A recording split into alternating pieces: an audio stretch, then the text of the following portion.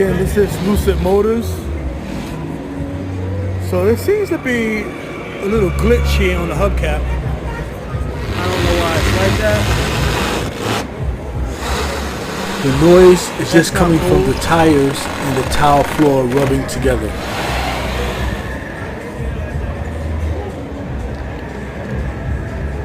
But you know, I noticed electric cars are using lots of hubcaps, but they look good.